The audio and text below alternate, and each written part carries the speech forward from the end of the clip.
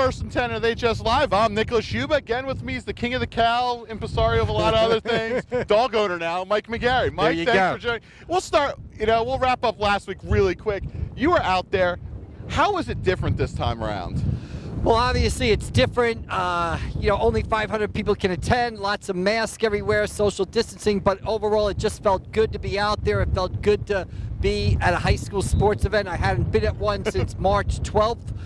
So it was nice to be back out there, and hey, the season's going to go fast. You're going to blink and it's going to go by. It's week 2 already, and you've only got, 5 or 6 regular season games this year before the postseason grouping games begin. The quote-unquote postseason grouping games. We're going to start, we're at Atlantic City this week, big win, opening week win for them over Oakrest. Yeah, Atlantic City wins 40-0. Quarterback Eric Strecker throws 4 touchdown passes, runs for another score.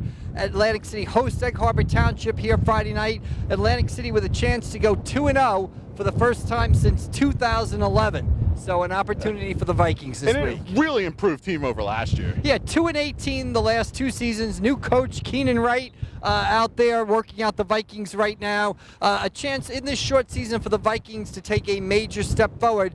They've got, like I mentioned, the new quarterback, but they've also got some outstanding receivers, Jaden Jones, Jaheim Fredericks. So Atlantic City looking better this year. And again, a chance to go 2-0 for the first time since 2011. And see if they can take that next step and win a game people look at them to be able to win. It's always good to open that weekend with a win, but to follow it up is always difficult. Yeah, well, when you're 2-18 combined the past 2 seasons, you take every win you can get, and so it would be a big step for Atlantic City this Friday night. The schedule also this week, we see the return of St. Aug off last week because of COVID concerns. A couple positive tests before the season started with kids at the school.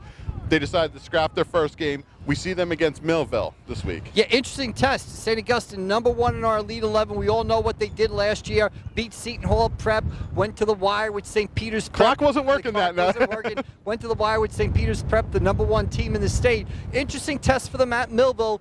Lost to Hamilton 27-22 last week, but quarterback Nate Robbins threw for more than 250 yards and 2 touchdowns. So an interesting test for the Hermits at Millville. We talk about the Millville-Hamilton game. Hamilton back at it again this week. That was an impressive come-from-behind victory on Friday night over Millville. Right, Hamilton, #6 in our Elite 11. Jaden Abrams picking up where he left off last season, ran for 180 yards, 3 touchdowns in the win over Millville. This week they get the second half of a Cumberland County doubleheader. They'll host Vineland, who was off last week. They were supposed to play St. Augustine. That game got postponed or canceled because of some COVID issues. So Vineland opening up the season at Hamilton. I think it's interesting. Last year, Hamilton was kind of the surprise outfit from the start of the year, and that's not the case this year. They might be one of the better public school teams in the area. Well, right. They bring back an awful lot of players. Abrams, they bring back guys up front, so a lot of talent in Hamilton. And then we rouge on to Friday night also. Pleasantville, fresh off their first victory of the season last week against St. Joe's, looking to rebound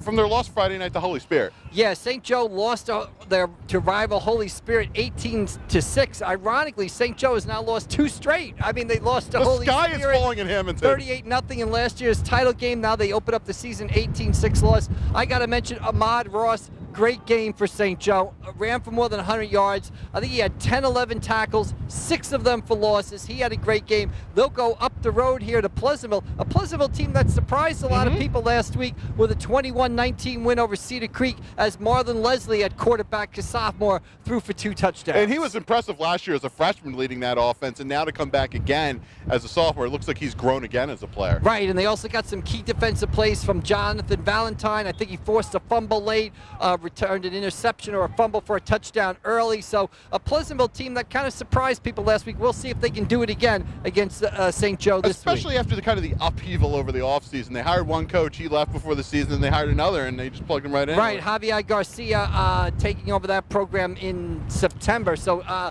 great job by him. It's tough for any of these teams this year in this COVID world, but even tougher when you take over a program 2 weeks before the game starts. Southern Regional beat Brick Township last week. Now they get the second end of the doubleheader with their Brick School, old A-South rivalry in a lot of ways. Yeah, a lot of, you got a little thing in Ocean County where all the Ocean County teams are playing each other. So, you talk about this year where there is no playoffs, you might be able to kind of say, hey, that's the best team in Ocean County this year. Southern Regional goes to Brick Memorial. They beat Brick 36-20 last week. Jaden Abrams, Jaden Brown of Southern. just like Jaden Abrams, Jaden Brown picked up where he left off last season, ran for more than 100 yards, 2 touchdowns.